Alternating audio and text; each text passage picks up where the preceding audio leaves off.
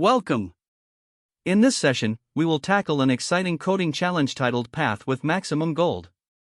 We'll explore various approaches to solve the problem, understand their intuitions, and evaluate their complexities. Let's dive in. In this problem, we are given a grid that represents a gold mine. Each cell in the grid contains a non-negative integer, which indicates the amount of gold present in that cell. If a cell contains the value 0, it is empty and cannot be traversed. The goal is to find the maximum amount of gold that can be collected by starting from any cell in the grid and moving through the grid in one of four directions: up, down, left, or right. However, there are a few constraints you need to keep in mind. First, you cannot visit the same cell more than once during a single path. Second, you cannot step into a cell with a value of 0. Finally, you can start and stop anywhere in the grid, as long as the starting cell contains gold. The task is to return the maximum amount of gold that can be collected by following these rules. To summarize the input and output formats, the input is a 2D grid where each element represents the amount of gold in a specific cell. In Python, this is represented as a list of lists, and in Java, it's a 2D array. The output is a single integer, which represents the maximum amount of gold that can be collected from the grid. Let's now look at some examples to better understand how this works. For the first example, the grid is given as a 3x3 matrix, 0, 6, 0, 5, 8, 7, 0, 9, 0. The output for this grid is 24, which represents the maximum gold that can be collected. Here's how the solution for the first example works. We start at the cell located at row 1, column 1, which contains 8 units of gold. From here, we move to the cell at row 1, column 2, which contains 7 units of gold. Next, we move down to the cell at row 2, column 1, which contains 9 units of gold. By adding these values together, we get a total of 8 plus 7 plus 9, which equals 24. This is the maximum amount of gold that can be collected from this grid. Now let's consider another example. In this second example, the grid is slightly larger and looks like this: 1, 0, 7, 2, 0, 6, 3, 4, 5, 0, 3, 0. The output for this grid is 28, and here's why. Starting at the cell located at row 2, column 2, which contains 5 units of gold, we move left to row 2, column 1, which contains 4 units. Next, we move down to row 3, column 1, which contains 3 units. From there, we move left again to row 2, column 0, which contains another 3 units. Then we go up to row 1, column 0, which contains 2 units, and finally, we move up once more to row 0, column 0, which contains 1 unit. Adding these together gives us a total of 5 plus 4 plus 3 plus 3 plus 2 plus 1, equaling 28. This is the maximum gold that can be collected in this case. Now consider a third example where the grid is entirely empty, meaning all cells contain the value 0, 0, 0, 0, 0, 0, 0, 0, 0, 0. In this scenario, the output is 0 because there is no gold available to collect. Since every cell is empty and traversal into such cells is not allowed, the maximum amount of gold that can be collected is simply 0. Finally, let's touch on some edge cases and constraints. If the grid has only one row or one column, movement constraints must still be respected, so you can only move up, down, left, or right within the bounds of the grid. For larger grid sizes, such as a 15 by 15 grid, the solution must be efficient enough to handle the traversal rules without exceeding time limits. Additionally, the constraints specify that there are at most 25 cells containing gold, so while the grid may contain many empty cells, the solution must effectively focus on paths that maximize the gold collected from valid cells. These considerations ensure the problem is both challenging and computationally feasible to solve. To solve the problem of finding the path with the maximum gold, one straightforward approach is to use an exhaustive search. The intuition here is simple: we start from every cell in the grid that contains gold and perform a depth-first search, or DFS, to explore all possible paths from that cell. While traversing, we adhere to the given constraints, moving in one of 4 directions: up, down, left, or right, without revisiting the same cell or stepping onto a cell with no gold, which has a value of 0. By iterating over all cells and calculating the gold collected for each path, we can ultimately determine the maximum gold collected across all possible paths. Although this brute force method is conceptually simple, its computational demands grow quickly as the grid size increases and the number of paths expands exponentially. The brute force approach, while intuitive, comes with significant computational costs. The time complexity is O(m*(n)*(4 to the power of k, where m and n represent the grid dimensions, and k is the average length of a path.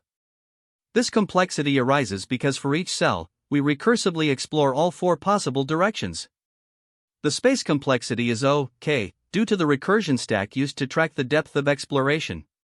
While the approach is straightforward, the exponential growth in paths makes it computationally expensive. To address this, we can turn to an optimized approach using backtracking with pruning. Backtracking builds on the brute force DFS but introduces optimizations to reduce redundant computations. By temporarily marking cells as visited and restoring them after exploring a path, we avoid invalid paths and unnecessary revisits. For example, the grid itself can be used to temporarily mark cells as unavailable by setting their value to 0. This ensures all valid paths are explored while maintaining the grid state, making it a more practical solution for larger grids. The optimized backtracking approach can be broken down into clear steps. We start by iterating over each cell in the grid and, for every cell containing gold, initiate a DFS with backtracking. During the DFS, we collect the gold from the current cell and mark it as visited by setting its value to 0. This ensures the cell cannot be revisited in the current path. Then, we recursively explore all four possible directions up, down, left, and right while adhering to the constraints. Once we've explored all valid paths from a cell, we restore its original value, effectively unmarking it, so it can be used in other paths. To track the result, we maintain a variable to store the maximum gold collected across all paths. While the theoretical time complexity remains O(m*(n)*(4 to the power of k, pruning invalid paths and avoiding redundant computations significantly improve practical performance. The space complexity stays at O(k), which corresponds to the recursion stack depth. This balance of thorough exploration and pruning makes backtracking a more efficient approach for solving the problem. After evaluating both approaches, we chose the optimized backtracking approach as the most suitable strategy for solving this problem. It strikes an effective balance between clarity, correctness, and performance. First, the approach aligns well with the problem's requirements, allowing us to explore all valid paths while respecting constraints. Second, while the theoretical complexity remains exponential, the practical runtime is significantly reduced by pruning unnecessary paths and temporarily marking cells directly on the grid. This minimizes both redundant calculations and the need for additional data structures, making the implementation more space efficient. Finally, the simplicity of using recursive DFS combined with in-place modifications to the grid makes it easier to implement and debug. While the brute force DFS is a viable alternative, its lack of pruning makes it less efficient for larger grids. By adopting the backtracking approach, we achieve a solution that is both computationally feasible and easy to understand, making it the optimal choice for this problem. In this problem, we are tasked with finding the maximum amount of gold that can be collected from a grid, where each cell contains a specific amount of gold. The movement is restricted to 4 directions: up, down, left, and right. Importantly, you can only visit each cell once during a single path, and the path ends when no valid moves are left. To solve this, we use a brute force depth-first search, or DFS, approach. The key idea here is to start a DFS traversal from every cell that contains gold, exploring all possible paths recursively. During this process, we'll keep track of the total gold collected in each path and update the maximum gold found so far. We initialize the grid as a 2D list of integers, where each integer represents the gold in that cell, and we use a variable max_gold to store the highest gold collected across all paths, which is initially set to 0. Next, we define a helper function, DFS, which will manage the recursive traversal. Starting from a specific cell, x, y, this function will accumulate the total gold collected in the variable current_gold. The function begins by checking the base case. If the current cell is out of bounds, contains no gold, or has already been visited, the recursion terminates. If the cell is valid, we mark it as visited by temporarily setting its value to 0, ensuring we don't revisit it during the current path. From here, the function explores all four possible directions up, down, left, and right by recursively calling itself. After exploring all neighbors, we backtrack by restoring the cell's original value, allowing it to be used in other potential paths. Finally, we update the maximum gold collected during the traversal. To apply this logic across the grid, we loop through each cell, and if the cell contains gold, we initiate a DFS from that cell with an initial current_gold of 0. Once all DFS traversals are complete, the function returns the value of max_gold, which represents the highest gold collected from all paths. Several key insights make this approach effective. The recursive DFS traversal ensures that we explore all possible paths starting from any given cell, while marking cells as visited prevents cycles and maintains the validity of each path. Backtracking plays a crucial role by restoring the cell's original value after exploring its neighbors, enabling other paths to use the same cell. This ensures a complete exploration of the grid. The recursion naturally stops when no valid moves remain, simplifying the stopping condition and preventing unnecessary computations. In terms of time complexity, the algorithm can, in the worst case, perform DFS from every cell, and each DFS can traverse the entire grid of mxn cells. This results in a time complexity of O, open parenthesis m times n close parenthesis squared, which is manageable for reasonably sized grids. To implement this algorithm, we rely on two main data structures.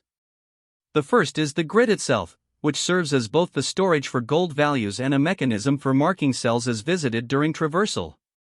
By temporarily setting a cell's value to 0, we effectively mark it as visited without needing additional memory.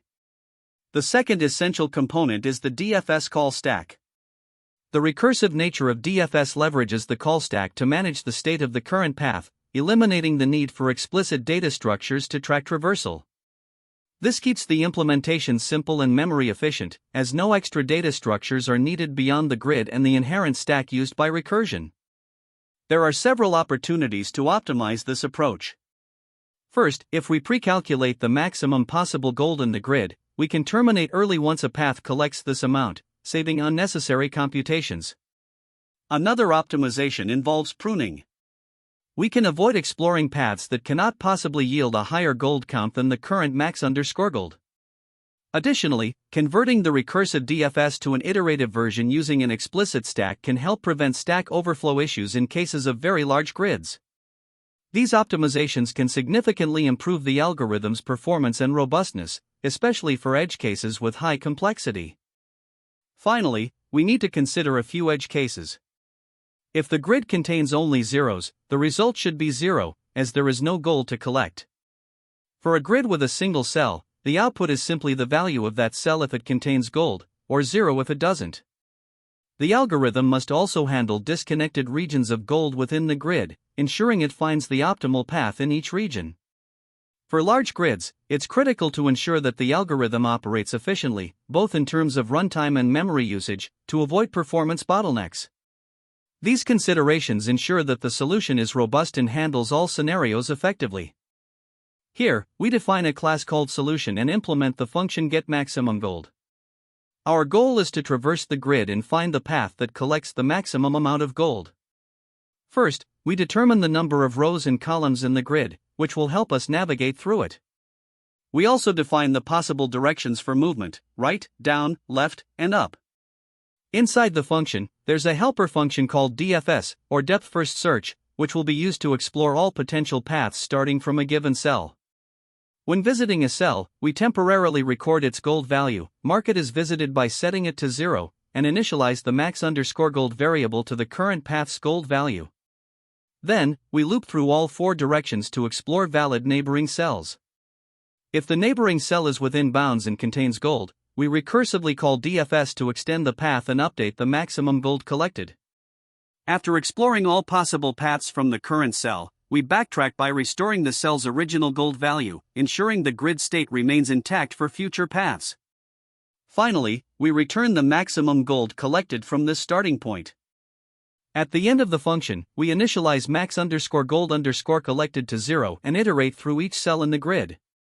If a cell contains gold, we use it as a starting point for a depth-first search, updating the maximum gold collected across all paths.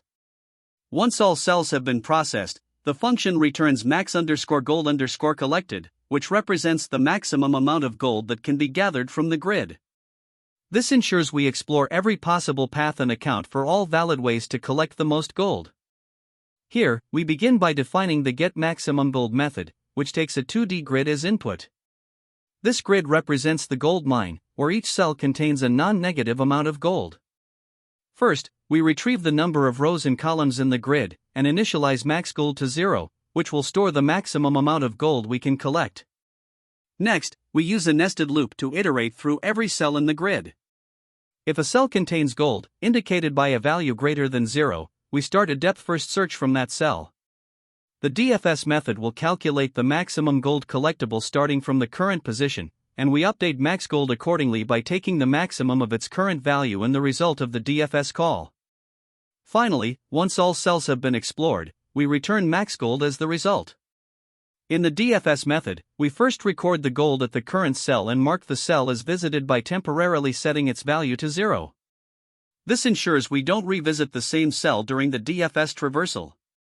We also initialize an array dx to define the row movement directions for the 4 possible moves: right, down, left, and up. The dy array is similarly defined to represent the column movement for these 4 directions. Now, for each of the 4 possible moves, we calculate the new coordinates nx and New York by adding the current directions values to the current cell's coordinates. If the new position is within the grid boundaries and contains gold, we recursively call the DFS method for that position.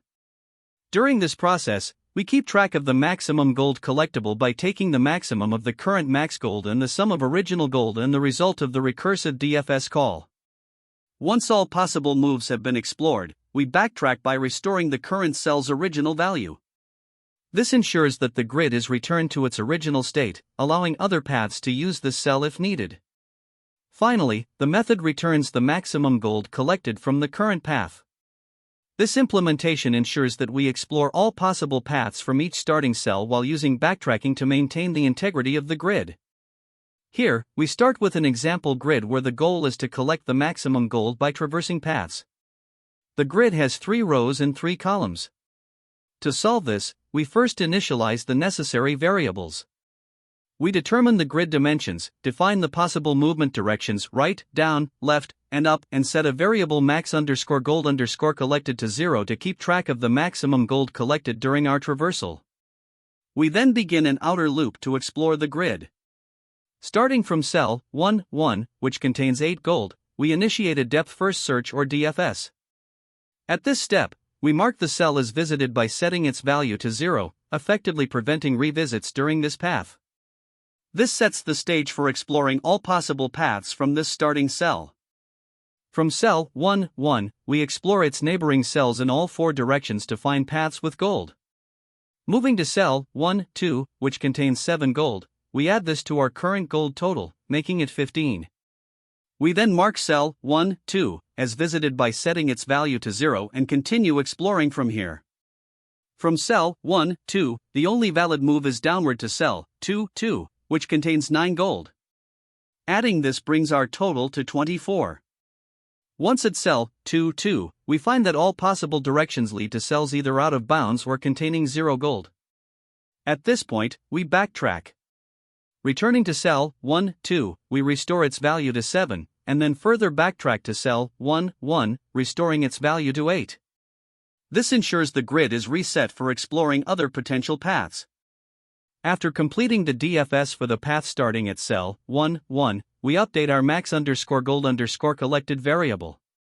We compare the current maximum, which is 0, with the total gold collected on this path, which is 24.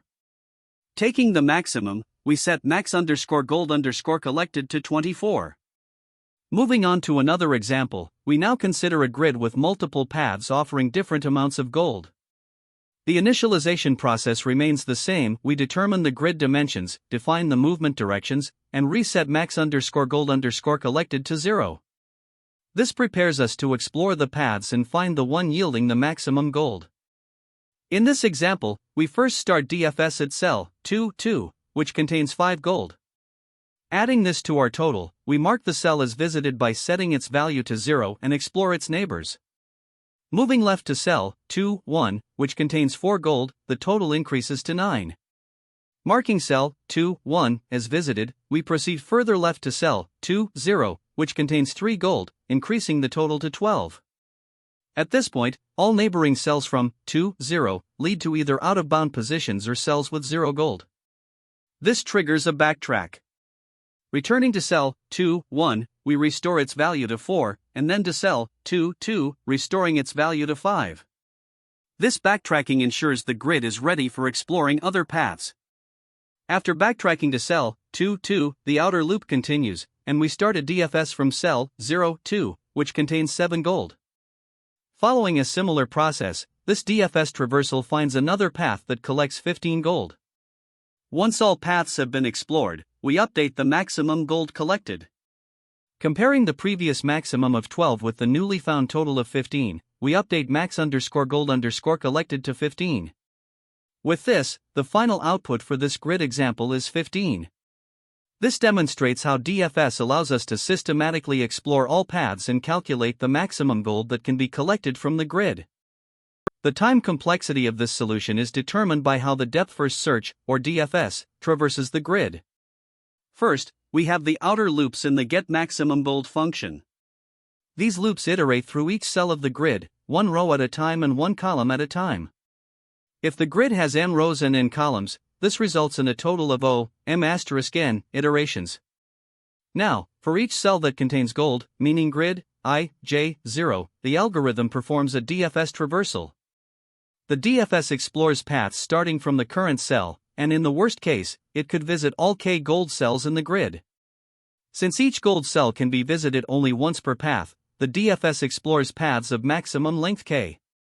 At each step of the DFS, the algorithm considers up to 4 possible directions, which results in 4 to the power of k, recursive calls in the worst case.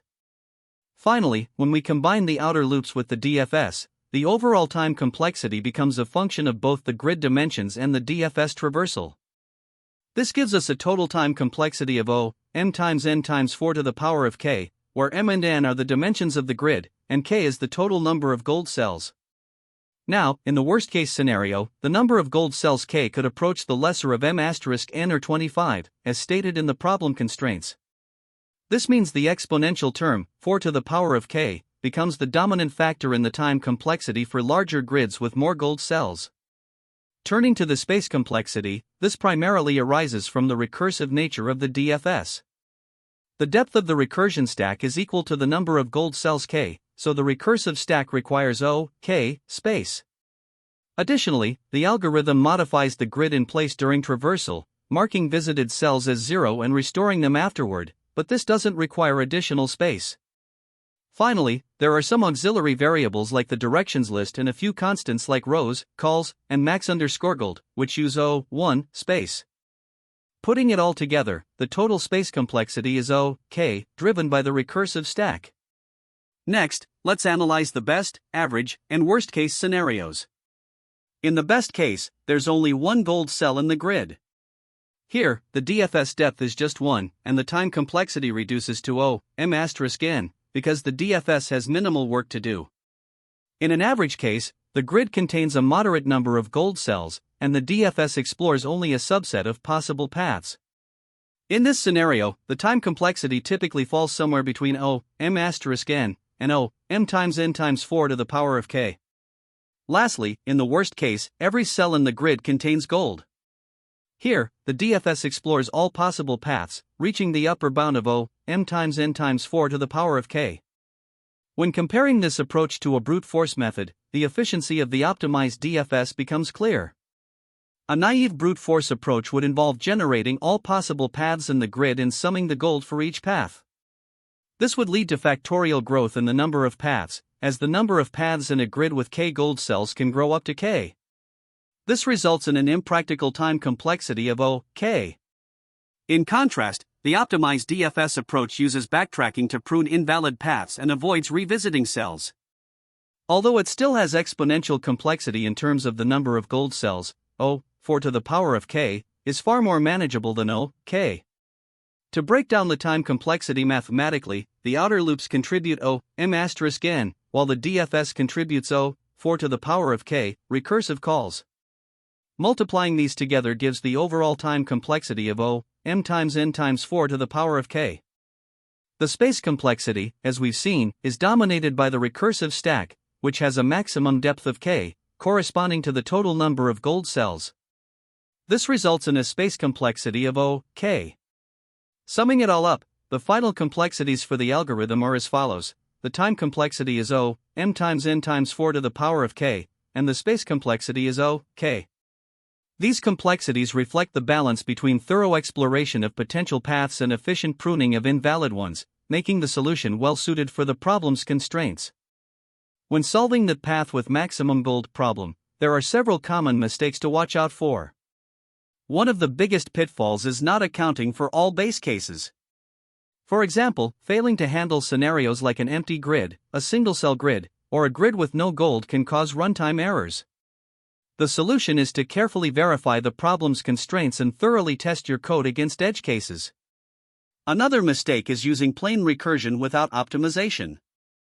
This can lead to exponential time complexity due to redundant calculations. To address this, memoization or dynamic programming should be used to store intermediate results and avoid recomputation. Direction handling is another common issue. Mismanaging movement directions, such as forgetting boundary checks or revisiting cells, can result in infinite loops or incorrect results. The key here is to define movement logic carefully and ensure proper bounds checking. Finally, directly modifying the input grid, such as marking cells as visited without restoring them, can corrupt the grid for other paths. A better approach is to use a separate visited array or implement backtracking to restore the grid to its original state after each path is explored. Another frequent oversight is neglecting constraints on path validity. Assuming all paths are valid without checking adjacency rules or restrictions on revisiting cells can lead to incorrect solutions. To fix this, you must adhere strictly to the problem's constraints and incorporate these checks into your implementation. In an interview setting, it's important to clarify constraints early. For instance, ask questions about the grid size, movement rules, and edge cases to fully understand the problem. Optimization is another key area to focus on if subproblems overlap. Using memoization or dynamic programming is often crucial to improving efficiency. When tackling the problem, start with a simple brute force approach. Even though it may be inefficient, it demonstrates your understanding of the problem and provides a foundation to refine and optimize the solution. Finally, always test your code with small grids, such as 2x2 or 3x3 examples. These are easier to verify manually and can help you catch logical errors before applying the solution to larger inputs. This problem has connections to several other grid-based challenges that you might encounter. For example, LeetCode 1219, which is the problem we're discussing here, is a direct variant. Another related problem is LeetCode 980, Unique Paths 3, which also involves grid traversal but introduces specific constraints on visiting cells. LeetCode 130, Surrounded Regions, focuses on grid traversal with an emphasis on boundary checks, while LeetCode 695, Max Area of Island, uses a similar DFS approach to find connected components. Exploring these related problems can help you deepen your understanding of grid-based algorithms. Now, in terms of alternative approaches to solving this problem, depth-first search, DFS, with backtracking is a popular choice. It's simple to implement but may require additional space for the recursion stack. Dynamic programming is another option, particularly useful for overlapping subproblems, although it does require extra memory for the DP table. Breadth-first search, BFS, can also be applied, especially if the problem involves finding the shortest path, but it's generally less intuitive when the goal is to maximize values, as is the case here. Another approach worth considering is iterative simulation. This method avoids recursion entirely, which can be helpful if you're concerned about stack overflow or want to manage memory usage more carefully. However, implementing iterative simulation can be more challenging, especially when dealing with complex movement rules or constraints. It requires a thorough understanding of the problem and a well-structured approach to ensure correctness. By carefully weighing the trade-offs of each method, whether it's DFS with backtracking, dynamic programming, BFS, or iterative simulation, you can choose the strategy that best suits the problem's requirements and your specific goals for optimization and clarity. Great job! Today, we learned about solving the path with maximum gold problem using DFS with backtracking. We discussed the algorithm, its complexities, and key takeaways. Thanks for watching, and don't forget to like and subscribe for more tutorials. See you in the next one. That's the end of this tutorial. I hope you found this explanation helpful for understanding the solution to this LeetCode problem. If you enjoyed this content, please consider subscribing to the channel for more coding tutorials and solutions. Feel free to leave a like if this video helped you, and don't hesitate to comment with any questions you might have. Thanks for watching, and happy coding!